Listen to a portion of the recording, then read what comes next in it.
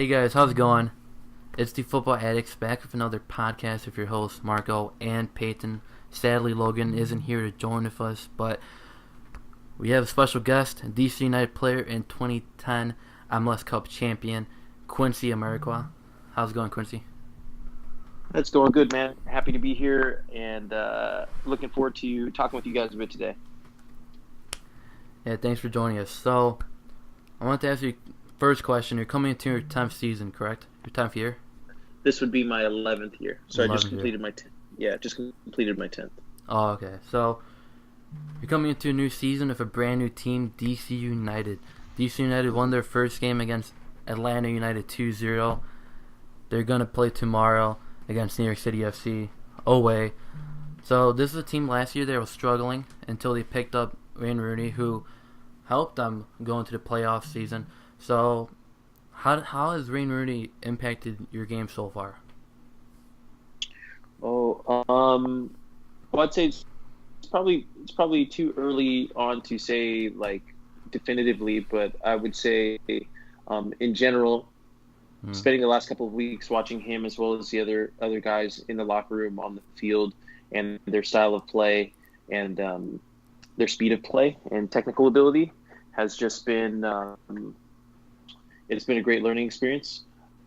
If anyone has followed me for any amount of time during my career, you probably would know that I am a huge advocate for learning as much as you can from everyone and everything at your disposal.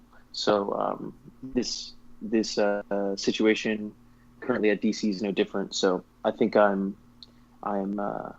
adding to my toolkit of perspectives, which is valuable for me as a player on the field, but I also think it'll be very valuable for me off the field as well.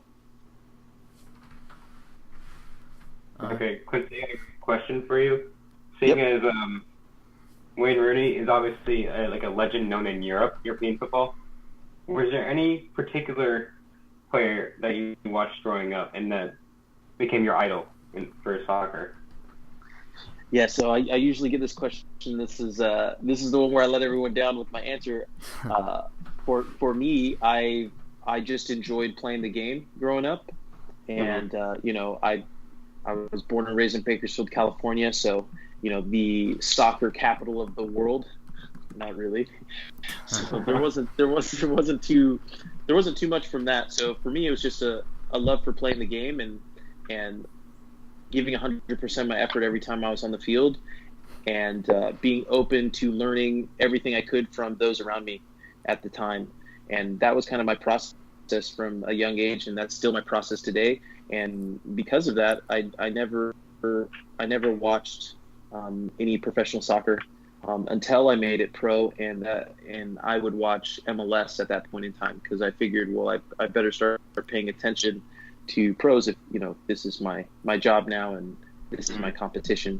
So I think it's actually served me pretty well because most of the time when I step on the field, I'd say a majority of the time when I'm on the field, I don't really know too much about the guys, the quote unquote legends that a lot of people looked up to for a long time, which I think probably benefits me because I don't allow the idea of what I believe they are or the level they were or did or play at affect my game. I'm just assessing where they are right now in this moment, and I'm figuring out how to best navigate what I see at that particular moment in time. So I'm not saying that there's anything wrong with looking up to and watching and following other players. That there's a lot to be learned from them doing so, but I also think that has also been a valuable asset to me, especially through navigating my professional career. Yeah. Okay. So, as talk about learning and the way you learned, what are some specific ways? We know that you started the company Perfect Soccer with your former teammate from Colorado Rapids, Ross. What is your goal that you're trying to have with that, and why did you start Perfect Soccer? All right. So our goal is to create over 10 million self-sufficient, goal-oriented, focused individuals, and we do that in producing quality soccer education and training equipment. And the reason we started the company one of multiple reasons I started the company was first and foremost, when I had met Ross back in 2010, I hadn't met any individual in my life up to that point who loved the game of soccer more than him. He was obsessed with it. He watched it all the time. He knew all the players. He knew the system. You know what I'm saying? Like, he was clearly obsessed with the game, and to a level that I'd never seen before, as you guys know, because that was not the way in which I looked at the game up to that point. Yeah. And his passion for the game was just so great that I was like, hey, listen, man, we need to start a company around this, because, you know, I like starting businesses and building businesses, and I like helping people pursue their passions. And we're both professional soccer players. We should definitely do this, especially after I heard Ross's college recruiting process and story. He was very proactive in his development from a young age. So by the time he was eligible to, or deciding on which college to go to, he had like over 25 recruitment offers, which was dramatically different than my own. So I was like, hey, listen, that's a book right there. We need to write that. And then from there, I'll go do the work to figure out the business side of it. And that's kind of that's how it started. And since then, it's evolved to continue to provide, continue to provide the most honest and truthful information we possibly can, rooted in our own experience. So our saying is, others tell you what they think. Here at Perfect Soccer, we tell you what we know. Because we only want to share with you what we've learned through our own personal experience. I think in a world of shared opinions, finding the truth is the most valuable skill, and one that many people are unaware of at this time. So we want to do our best to kind of remove the noise for people, so they can really focus in on the things that they need to give themselves the best opportunity to be successful. Okay. So transitioning to Perfect Soccer to continue going on before we, move on to the league and other questions. What is some advice? Now, I've watched Ross on live. You guys are really active on Perfect Soccer, so I know Ross goes on live, I think, daily, correct? Yep. And I know recently, I think it was like last week, he was talking about his time during college and his process through each position that he had to go through in order to make himself more of, I guess, that player that, teams will want to have, because you can play every position. That's a player that you want on your team. So what is some specific advice that you'd give to someone that's in college or someone looking to become a professional? I know you were in UC Davis. What is something that you'd give to someone else, or even your younger self, to help you get to that certain point that you're at currently? Okay, so there's a couple. It's a good question, but there's a couple layers to that question, right? So yeah, it really depends on where you are, what your individual goals are, and your time horizon. And the biggest thing that we want to do, and why I say we're trying to create 10 million self-sufficient, goal-oriented individuals, is because we want to give you the tools and information that you can use as foundation to build the perfect plan or perfect blueprint for yourself individually and your specific goals. So if you're someone who's wanting to go and play soccer at the collegiate level, I think just as important as it is to focus on developing the fundamentals of the game, which we consider your first touch, passing, and finishing, that's kind of a given. The thing that's really going to set yourself apart is your ability to understand the entire college recruiting process before you get into it, so you can actively be proactive in your process. So like I had mentioned, Ross had 25 recruitment offers by the time he was a senior, and I had 2.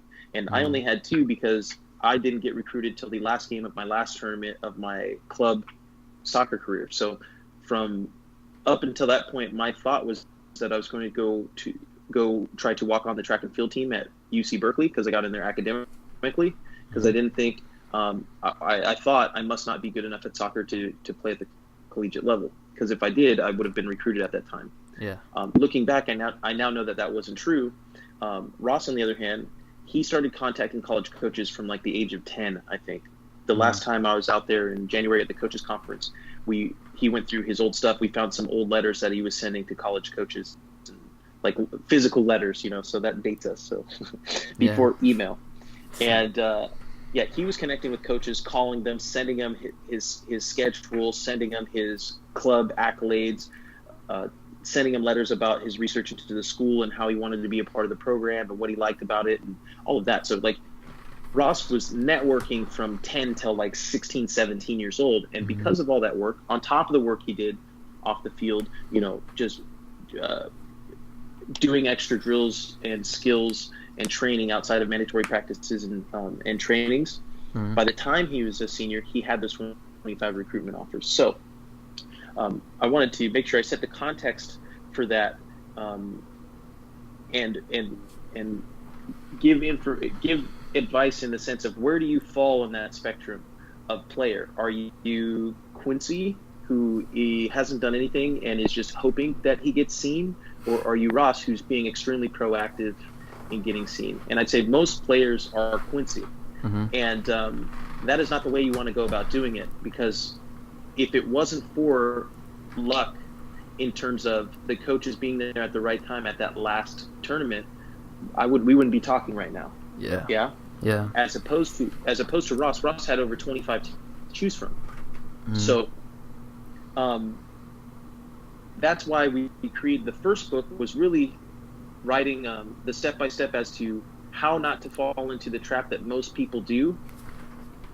And that's what the first book is, the Ultimate College Soccer Recruiting Blueprint. That's the name of the book. So if you're wanting to get to college and you're wanting to figure out how to do that, I definitely recommend you get that book and you read that book. And then on top of that, we also wrote the Perfect Soccer Player Blueprint, and that's more supplemental to not only just improving as a player, but that's for those who are wanting to eventually go professional one day, or they're aspiring to go pro.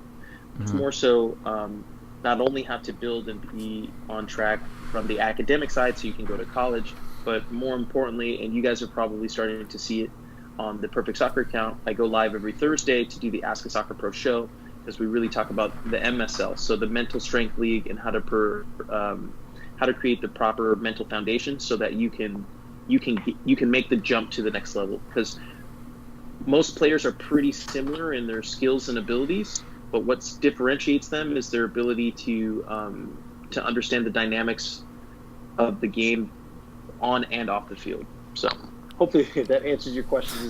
There's a bit more to it than just simply so simple. But that's why we started Perfect Soccer, because the thought is that it's just a simple question and a simple answer, and it really isn't. And that's why a lot of players don't make it. It's not because they're not capable. It's just they don't understand what they're really signing up for. Yeah, and I like how you gave that example about Ross, how it's kind of getting out of your comfort zone, going that extra mile to get to reach that certain goal. It's not just with football and sports. It goes through basically the life in general. If you want to reach that certain goal, if you want to hit that achievement that you've been aiming for your entire life, you have to go that extra mile, work harder, reach those people that you're going to be aligned with. Or like you said with Ross, he was going out meeting these coaches in order to have that 25.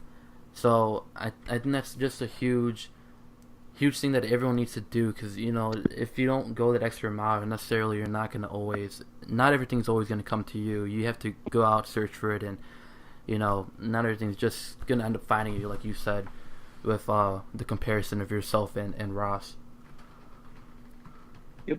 No, I agree 100%. And I think what also would be insightful as well for players as well too is, and Ross will be able to tell you the exact same. And I know he goes into it on the Perfect Soccer account. Yeah. Once we went pro, our philosophy is inverted. So Ross made the mistake of not realizing that the reason he got to college and excelled in college was because of the work he started doing when he was 10, right? Yeah. So once he got pro, he stopped networking, he stopped connecting and doing more, because he thought that by being there was enough. whereas opposed to when I got there, because we met at the same time, right? Yeah. I looked at what Ross did at 10 that I wasn't doing. So I was like, oh, well, I'm not going to make that mistake again. So I started doing at 20, right? 2021. Yeah. At the professional level, what Ross was doing at 10 for the college level. So you see Ross's career, I think Ross played pro for about 3 years. I think he played 3 years and then one kind of in between year, and then he ended up eventually retiring, right? Whereas now I'm going into year 11. So that's also a cautionary tale to those who are putting in the work and are getting these opportunities and are going to get to the college level and maybe even get to a homegrown level or the pro level, that just because you made it doesn't mean you stop working. Mm-hmm. It just means you do more.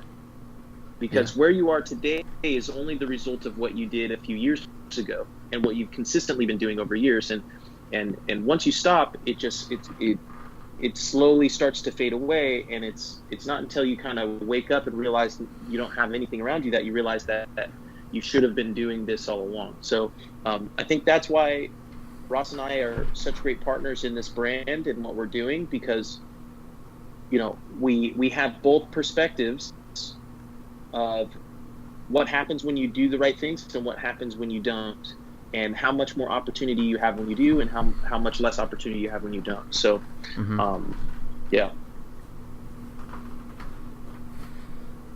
Okay, so I want to transition to when you first arrived at the Fire in 2013. What do you think of your time there and your experience there while in Chicago? What do I think of my time there? Yeah.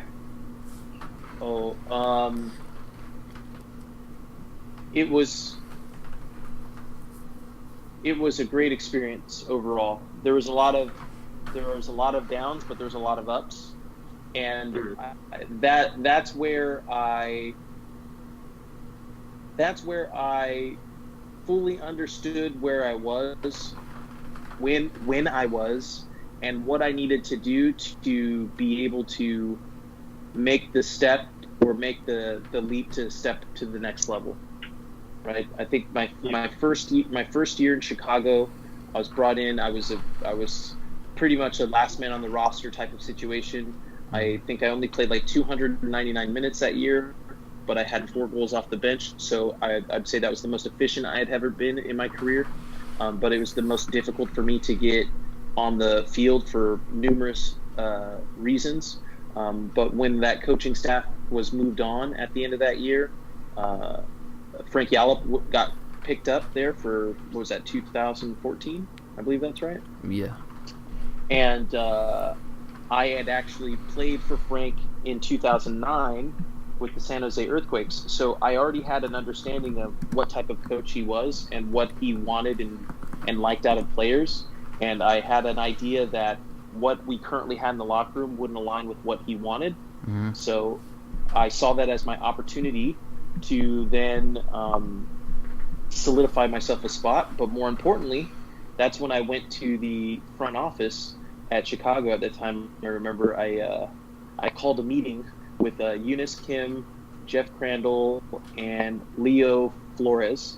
And I had said, we had a whiteboard session. I had said, hey, listen, guys, I know no one knows me in the league. I don't play much, and I haven't played at all. But I know this year I'm gonna do the work, and I'm going to earn a spot on this team, and I'm going to play. I'll get that job done. What I'd like to do off the field is start this show called Quincy Time, where it's sketch comedy, and we just have fun, and we get the fans and stuff involved and going with it. It has nothing really to do with the games at all. It's just to have fun, right? Mm-hmm. Yeah. And and that's kind of what kickstarted. There was a preseason. I think it was a preseason while we were in Arizona. Had that meeting. Looking back, I can only imagine kind of what they're thinking once a player on the once a no-name player at the time is calling them in to have a whiteboard meeting and saying what we're going to do. But they were on board, and it was great. I had a great time working with them. I had a lot of fun, as you guys can definitely tell if you go rewatch the old Quincy Time episodes. Mm-hmm. And I think that really let me fully understand where MLS was in its in its quest to become, a top league in the world with its product on the field, but more so it's like marketability off. So, yeah, I mean, that time in Chicago was great, and it's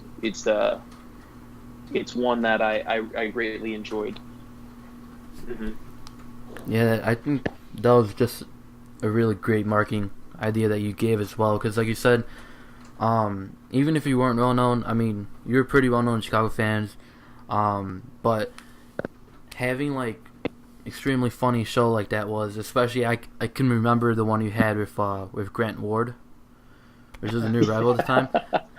Yeah. So It's a pretty new show, and we don't have that many views yet. But to have someone as big as Derrick Rose on the show is, Come on, I mean, man. ridiculous. How are things going? How's the rehab going? How's the knee? How's all that? It's been going alright. Yeah. Hopefully be back soon. Back playing. I never knew. Why do you have an accent? I thought you were American. Come on, man. I didn't know you was going to be talking like this. I don't actually think I look like him. Wait, okay. Who do you look like? We talked about this yesterday. Who do you look I like? look like me. What do you mean? Over where you're from, you guys drive on the wrong side of the road, right? No, the right side. You drive on the right side. Yeah. And you what drive side on is the the right side? Left. Left. No, but the right side is the right side. That's why it's called right. So you drive on the wrong side of the road. How many feet are in a mile? In an American mile. Is that the same as the English mile or? I mean, is it? Why would you do feet? What's wrong with feet? Such a small like. It seems easier. It's way easier. I'm gonna go like 200, 200 feet in a mile. 300. Okay. Wait, Show me a wait, measurement of a wait. foot with your hands. How far is a foot?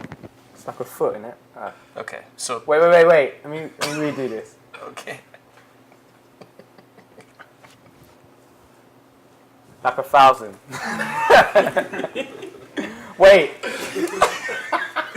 No, wait. This is my last one. This is the this is actually this is the one. Okay.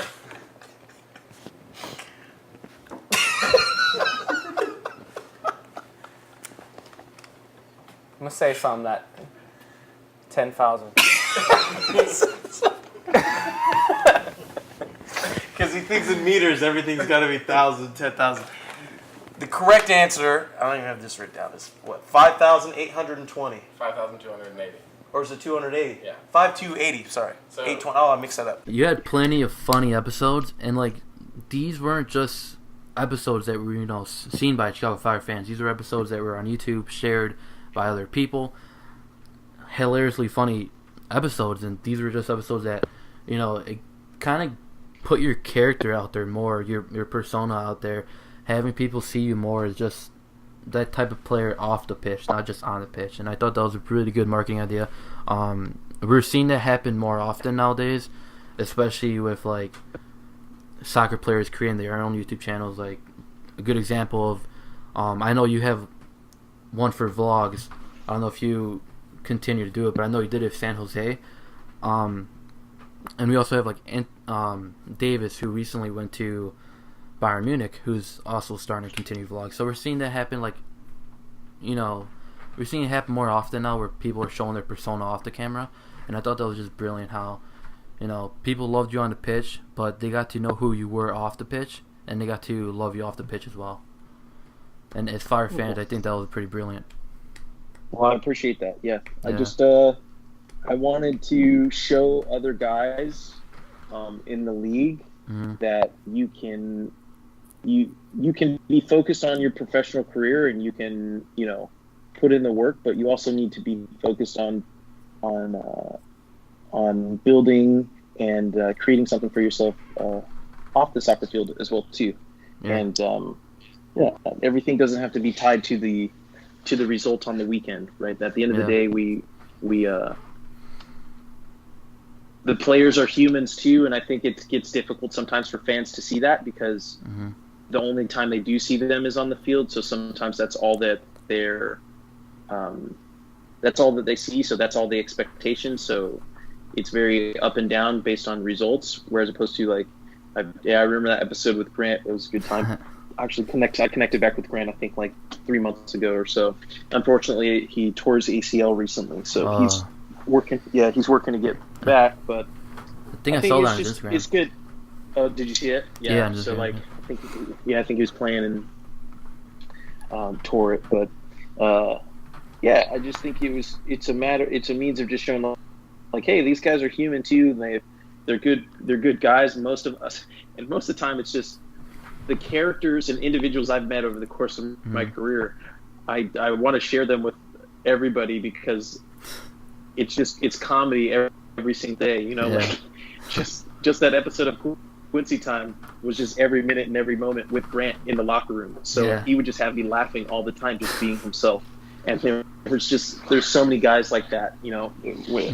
McGee at the time as well too. He would do the shows with me, and we just have fun. And it'd be whatever ideas and anything that came up to us on that day, and we would just improv everything.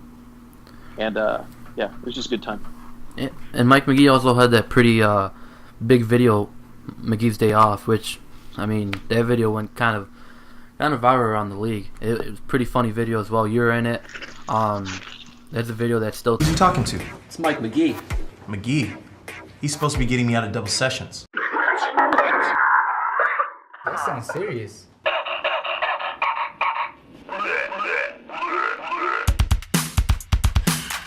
I hope he doesn't die. So what are we gonna do? The question isn't what are we gonna do. The question is what aren't we gonna do. Mike McGee? You are Mike McGee? The MVP from Chicago? That's me. Wow. You knew like Chicago Fire and everything. I wanted to ask you. I think Pan had asked you already. How was your time in Chicago Fire? I wanted to ask you. You spent 2013 to 2015 with Chicago Fire. I wanted to ask, what is your favorite memory at the club?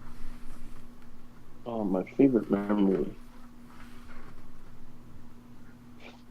Yeah, I just still would tie that to Quincy time, to be honest with you. Like, because of just the conversations and the relationships I built with my teammates and the fans and just the kind of the city itself.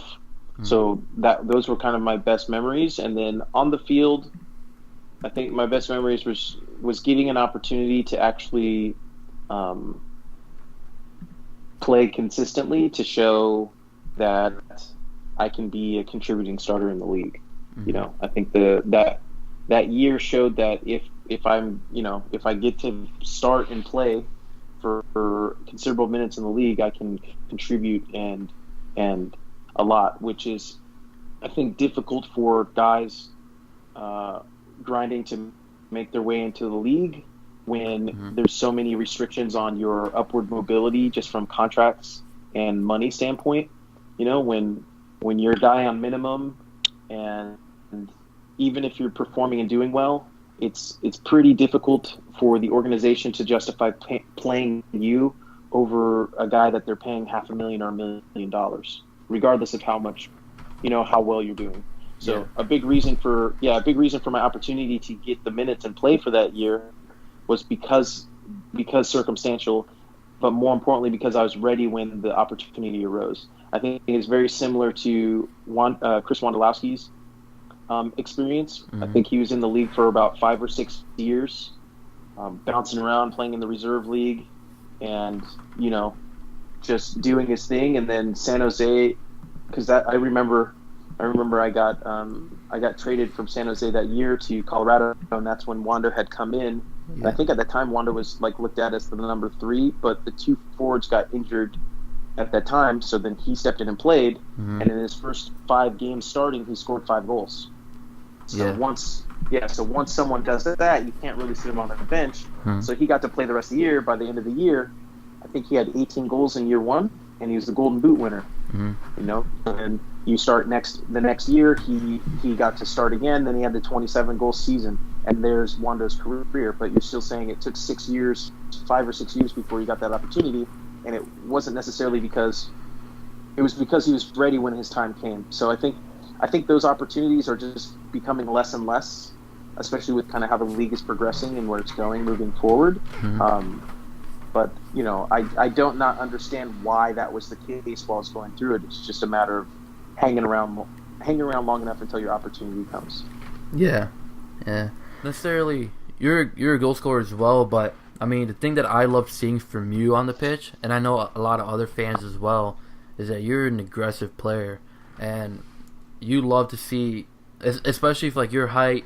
Not a lot of people expect someone like that to be aggressive, especially like someone like you can compare it to like David Accam as well. But seeing you on the attack, I mean, your pace, your dribbling was perfect. Your strength was another thing that had it easier for you to push off defenders, and I loved seeing that because you don't really see that a lot, like pretty often here in the league. It's starting to be like seen more often now, but previously when you were playing with the Fire, it's not really what we saw in our attackers. But seeing that you were really physical, it just made me, I guess, like you more as a forward, especially if the goals you're coming in, the celebrations, everything. You're just that perfect forward that we can have alongside someone like Mike McGee as well. Yeah, I think especially at that time in the league, being where the league was at that time in terms of growth and trying to get itself on the map, you couldn't not work hard, or at least in my opinion, right? The one thing, and I talk a lot about this on the Ask a Soccer Pro show, on the Perfect Soccer account, is the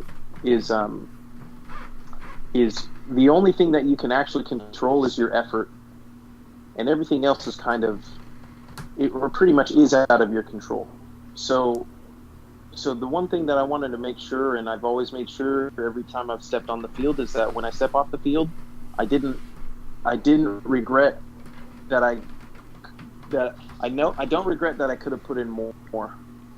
So that's been my approach, and I think that approach will result in opportunities, and if you get enough opportunities, I think you'll be successful. So that's the way I look at the game, and it's more just a deep belief that if I believe I can do it, that's all that matters, and my effort is in my control. So that's really what I speak to and try to help other players and just people who are following in general to adopt that same mindset, because I can see how self-doubt creeps in for a lot of people, and it kind of prevents them from taking chances, taking risks, and making mistakes, because that's how you learn. You have to make mistakes. If you don't make mistakes, you're not learning, and I think that holds a lot of people back. And that's what I like about you too, as well. I think you said it on one of your lives. You said that you love making mistakes. Not like, you also said that you don't like it, but you love it because you end up learning from those mistakes, and you end up becoming a better player and a better person in general. So that's what I really like that you said that. Yeah, I think for me, it comes down to perspective on everything.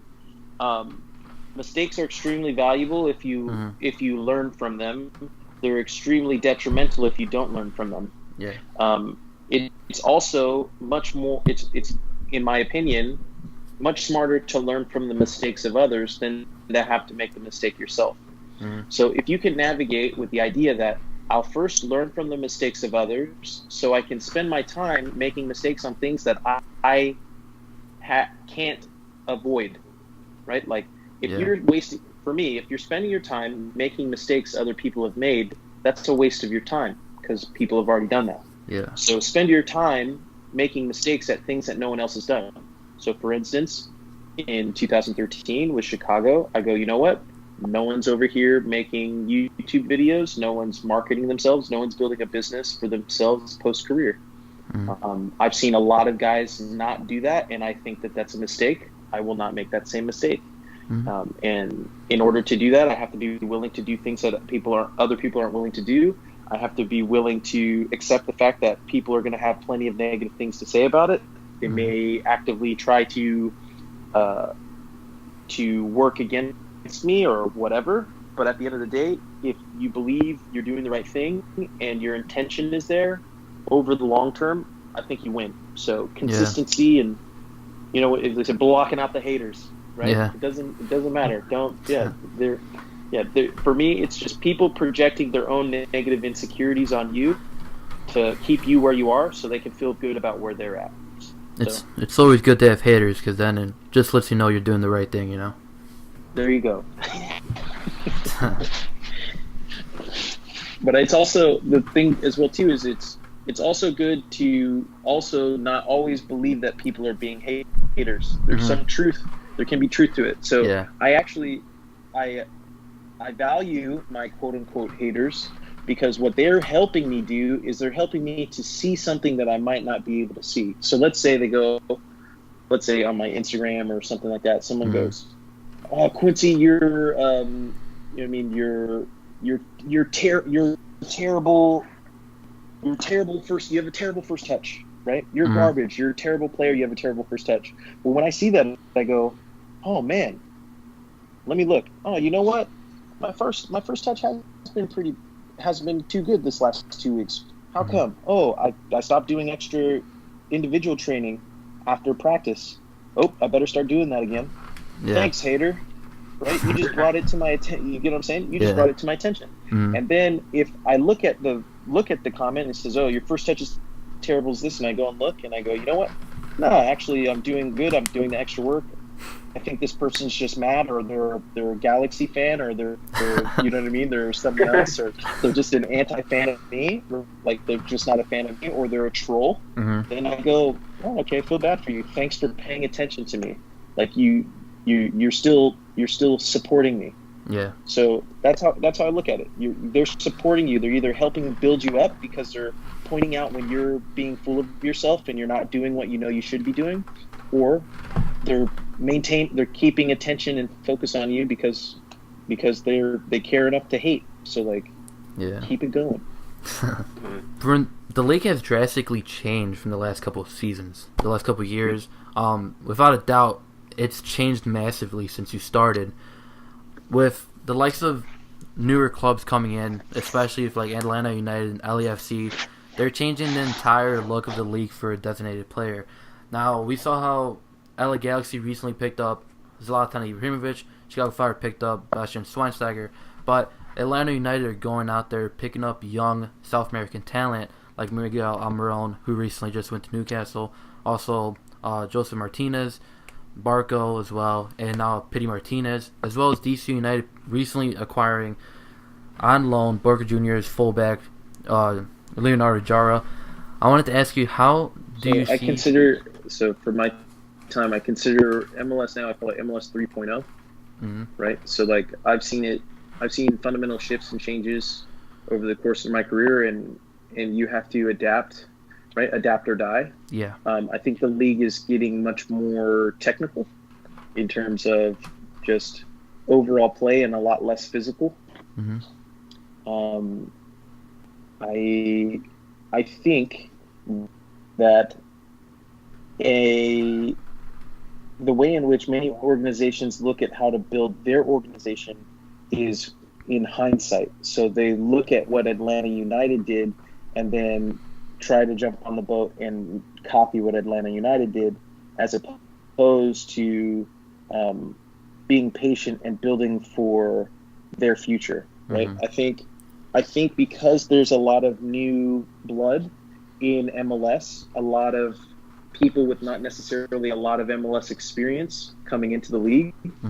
It's not to say that they're not great players. They're very good players. But there's just a lot of fundamentally different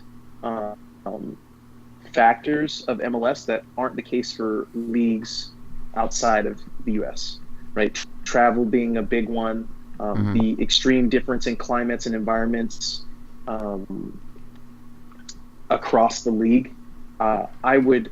I would speculate and say that over the next 2 to 3 years, the away record of teams is only going to decrease over time, because teams are going to start to realize and learn that everyone knows there's an advantage to home field, but I think in MLS it's to an even greater degree than any other league. Just looking at the fact that I think you saw the picture of the referee in Colorado just last week, right? Like, yeah, and then guys are just having a game in FC Dallas today. Yeah. And it looks warm and hot outside. And then it's like that has a huge impact in players' ability, just on an individual basis, but also for a team basis. If half the guys on the team have never played in weather below 50 degrees before, and this is the first time they're in it, and it's wind chill. I don't even know what it was. It's like minus 10 degrees that game. I think it was. And then on top, yeah. What was it? I think it was like negative 18 with the wind chill, maybe. And then on top of that, you're saying in Colorado, which is at altitude. Yeah. Right. Yeah. And then if some of these guys, this is their first time playing in Colorado, first time in altitude, first time in sub-freezing weather, first time on the field with snow. Colorado came back and tied the game up, right? But they were down a man. Yeah. So it's just like the environmental and the environmental factors, especially for guys, no matter how good you are, playing in each stadium for the first time is a brand new experience and something that you cannot learn without going through and doing for the first time. I think a player just like Zlatan, right? Amazing player, extremely talented. You can see that he had an amazing individual year last year, but his team didn't make the playoffs. Yeah.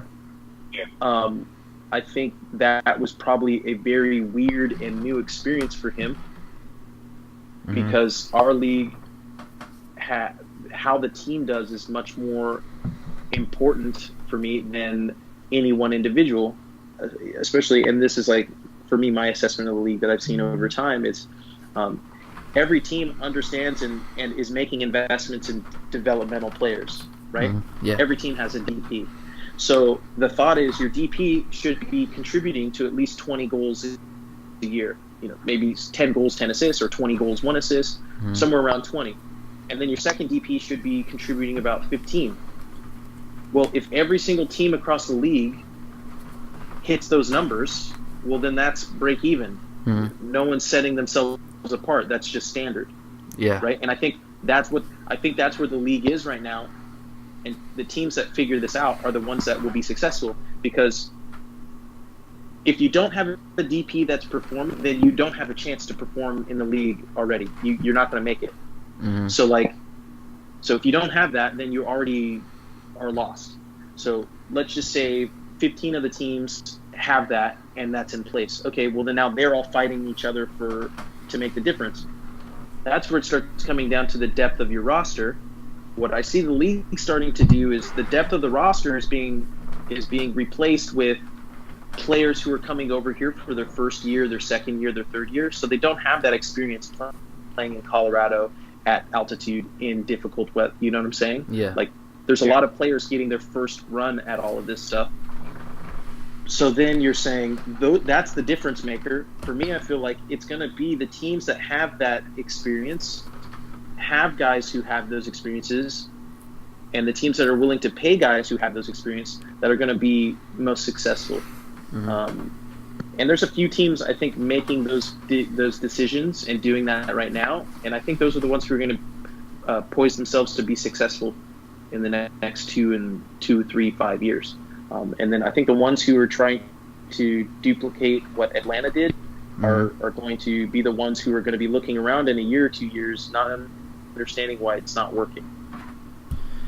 Yeah. And I wanted to ask you 2 questions, both related to LA Galaxy.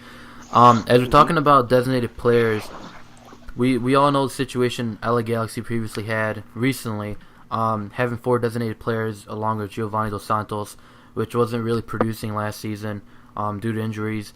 But Mike McGee tweeted, he was very active when that was going on. He was saying his thoughts, and as well as a lot of other people, are saying that the league should move from three DPs to 4 DPs. There's other people saying that we should totally just strip out DPs and raise the salary cap. What is your thoughts on that? That depends on the perspective you want to take for what the goal of the league is and the time frame for that. So from the fans' perspective, obviously more money gives you more opportunities to bring in bigger name players, and the thought would be that your team will win more games and you'll do well, right? Which I can understand why teams want to do that. Yeah. From the league's perspective, as a single entity, why the league is such a valuable asset, from my perspective, in the minds of investors and potential investors and people who want to get in with the league and starting their own franchises, is the relative balance competition across the league.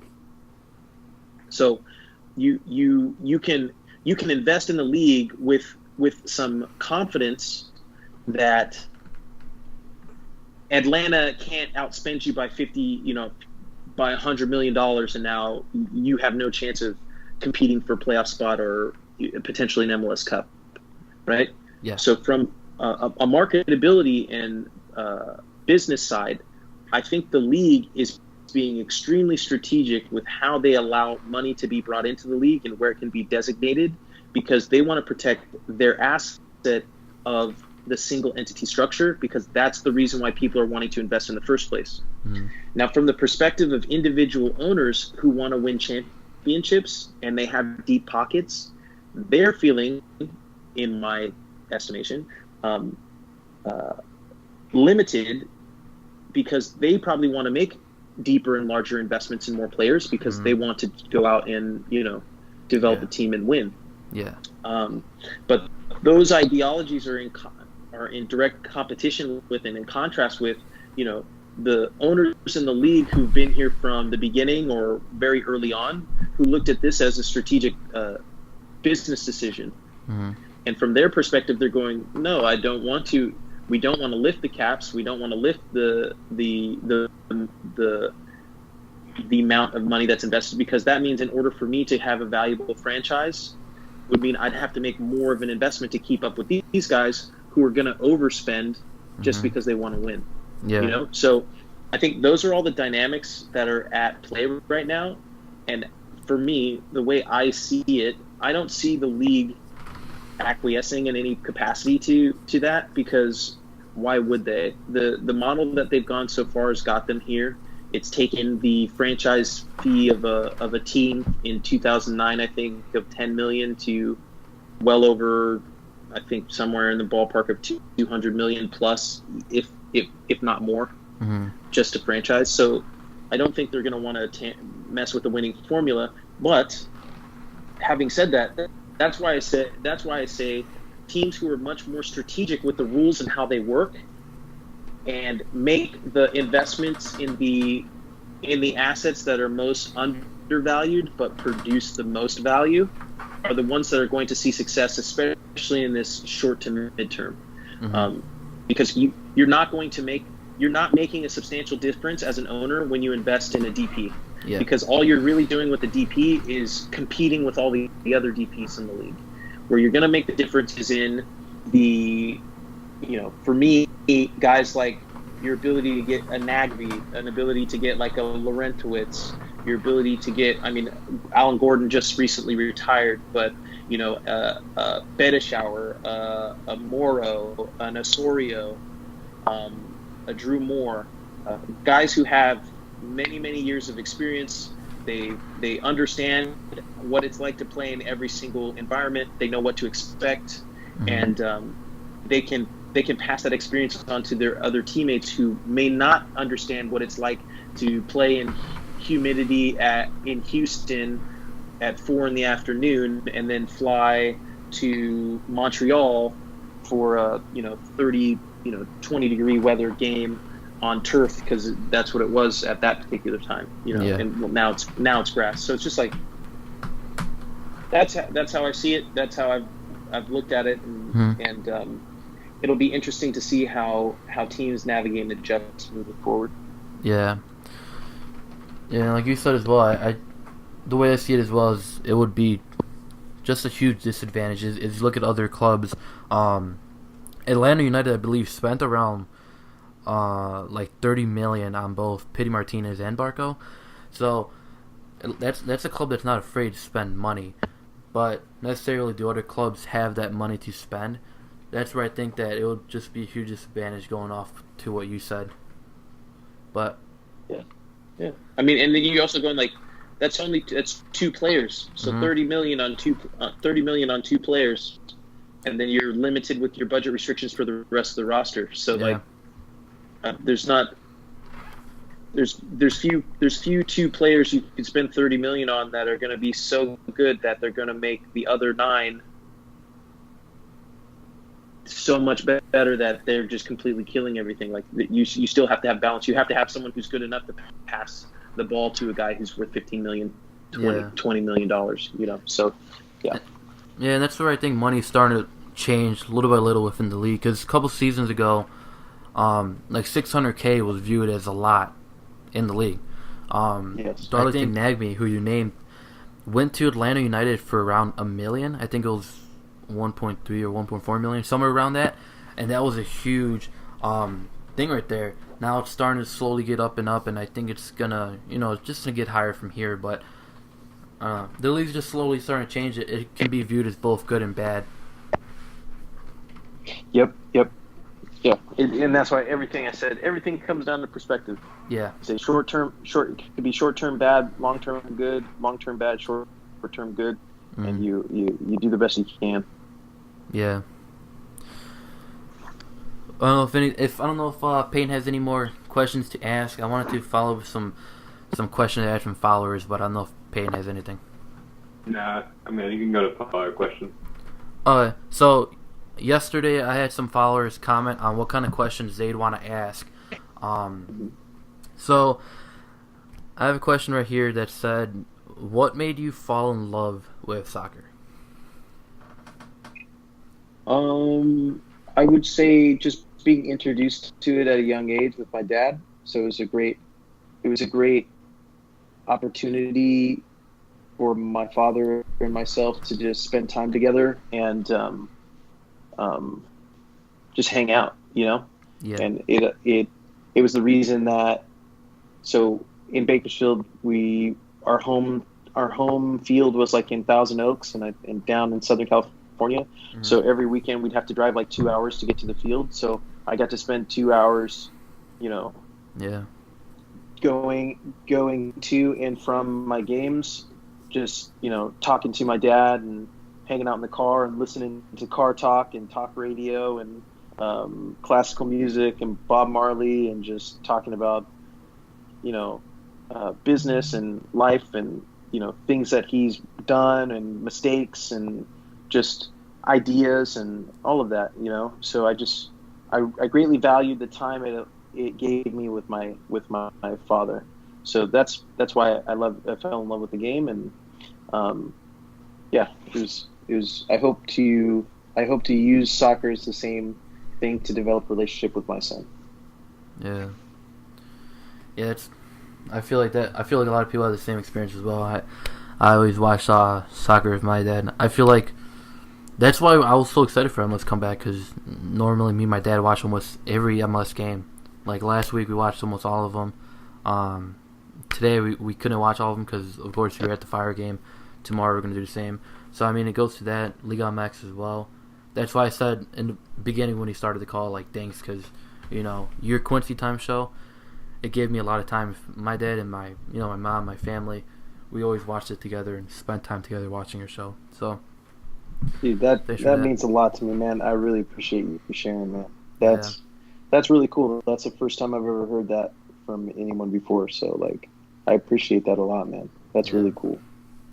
Yeah, no, I appreciate you because, not a lot of people have that experience, or, like you said, have that thing like soccer in order to connect with a parent.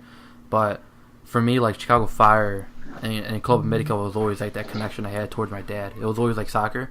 So having you and that Quincy time just gave us more time to watch your videos. We would replay them as well and watch them over and over again. It was just something we'd always watch on the kitchen table, living room, wherever we were. It was just something. And yeah, I just wanted to say thank you for that as well.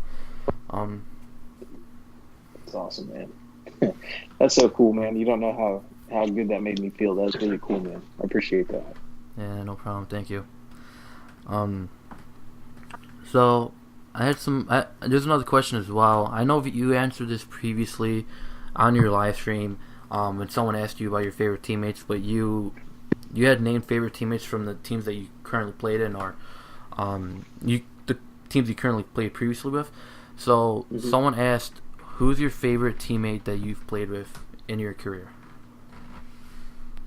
Oh, I mean, the problem is I have many favorite teammates for many different reasons, right? So Yeah. I'll go through a lot of the guys. So some guys like,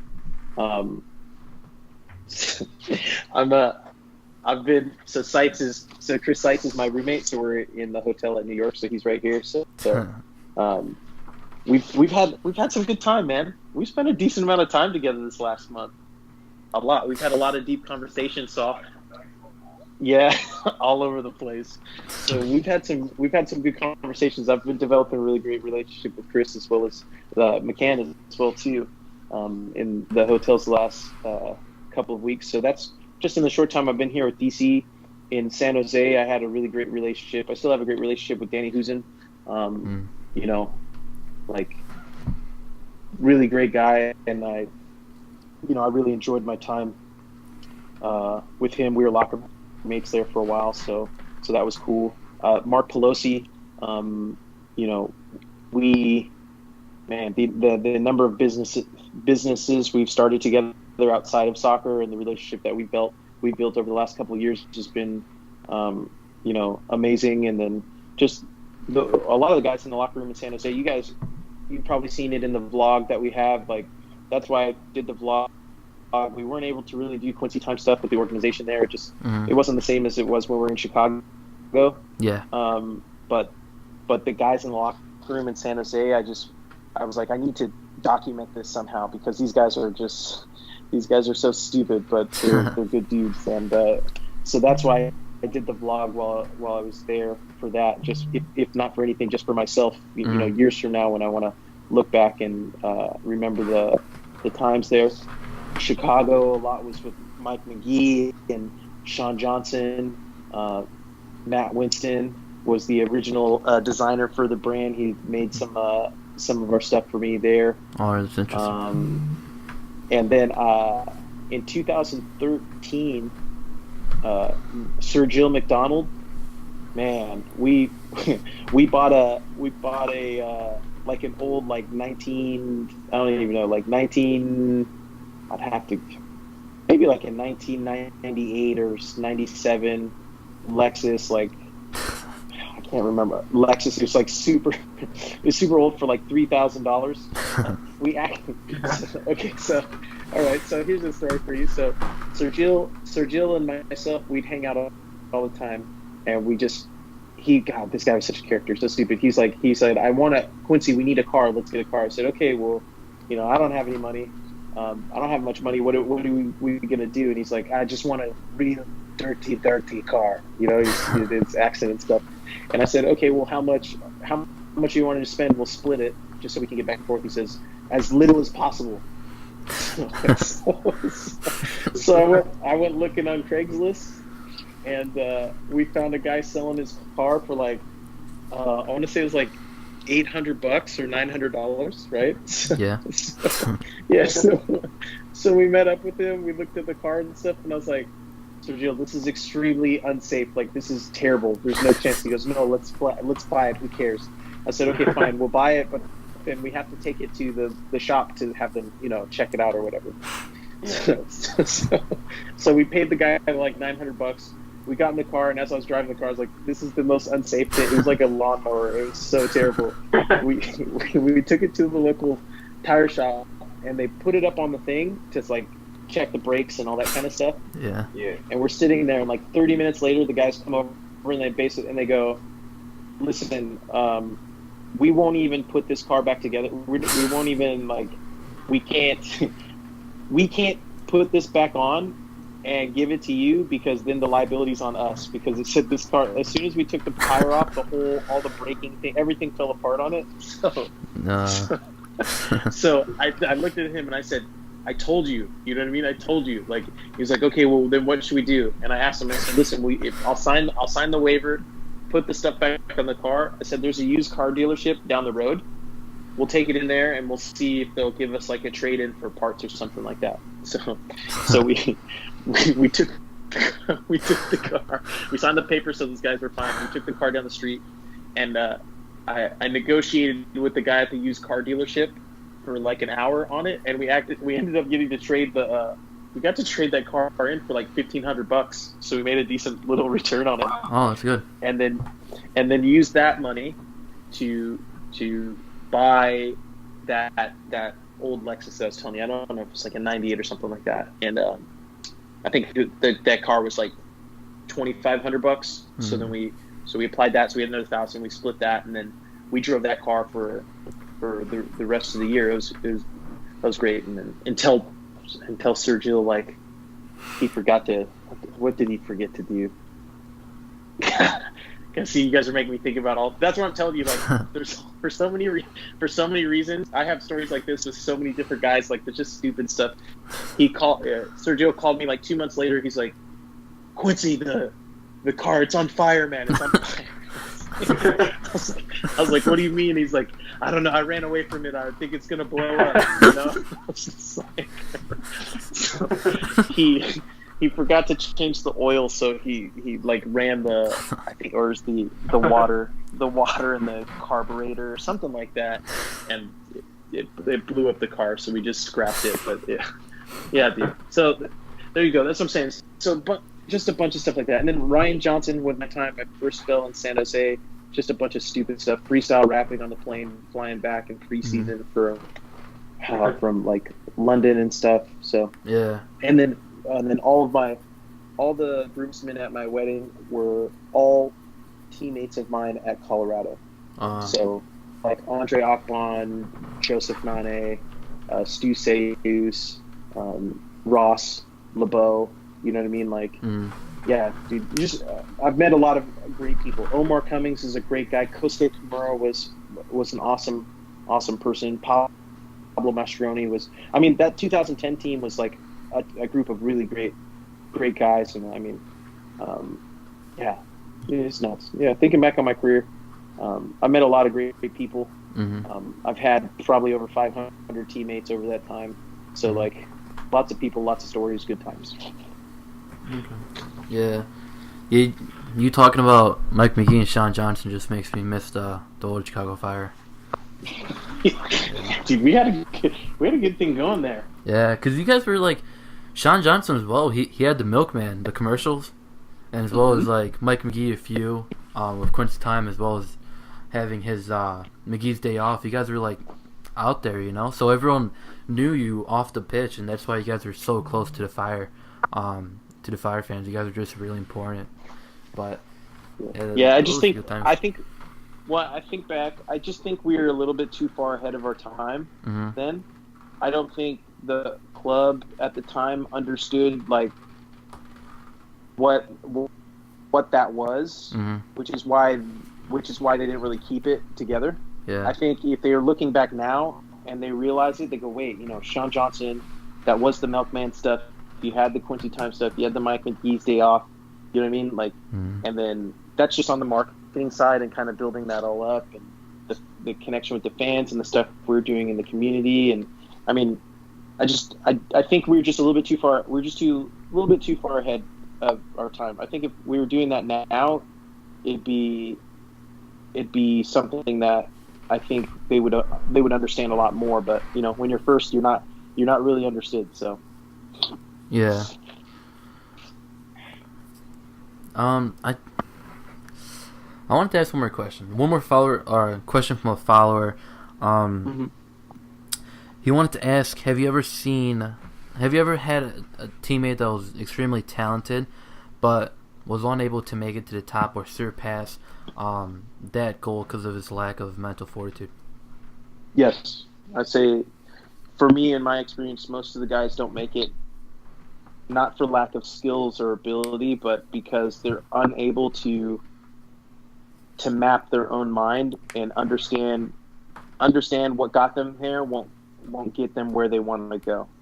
So like, I go deeply into this on the show on Thursdays, but it's basically, I just call it the Amarikwa process. It's just my process that I put myself through when I'm trying to tackle a new temporary obstacle. I don't like to say problems, right? And step one of that is self-honesty and learning how to be honest with yourself and understand where you are and when you are and why you're there. You know, if you don't understand what got you there, you won't know what you need to do or if you need to adjust to get you where you want to go. And I think I think a trap that a lot of players fall into is I understand, you know, it's block out the haters, block out the noise, focus on you, and get yourself somewhere, which is good. I don't not understand that.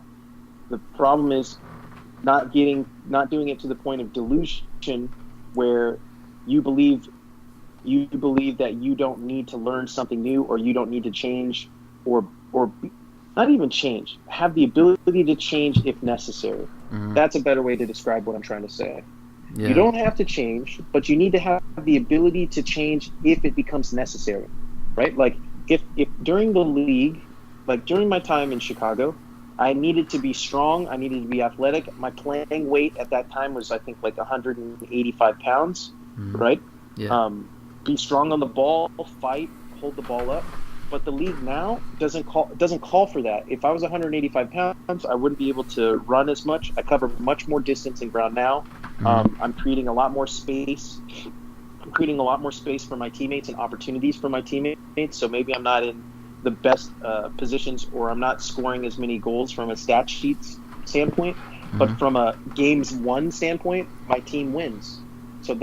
So for me, it's adjusting and figuring out what role I can play and what value I can provide based on what's necessary at the time. You know, I think every forward wants to be the leading goal scorer, but for me, I'd rather have no goals start every game and win every game than have 30 goals, start every game and lose every game. That's just me. I know a lot of players where the reverse is true, and to be honest, those guys get rewarded much more than the other guys.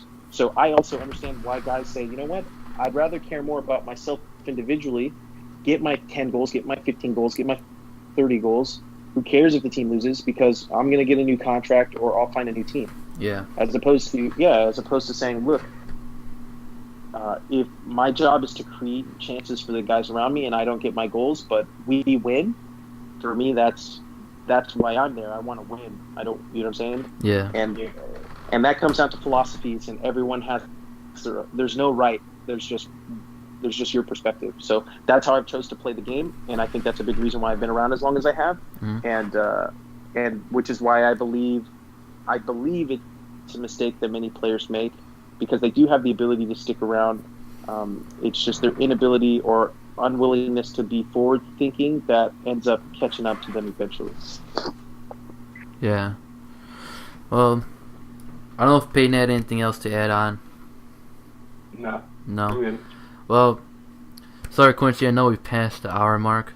I would love to sit here and talk to you a lot more, but I know you're a busy person. You're also playing tomorrow against New York City FC. Wish you the best of luck. Thanks for coming on to this podcast. We really, truly appreciate it.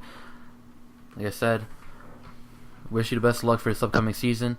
And I don't know if you have anything else to add on.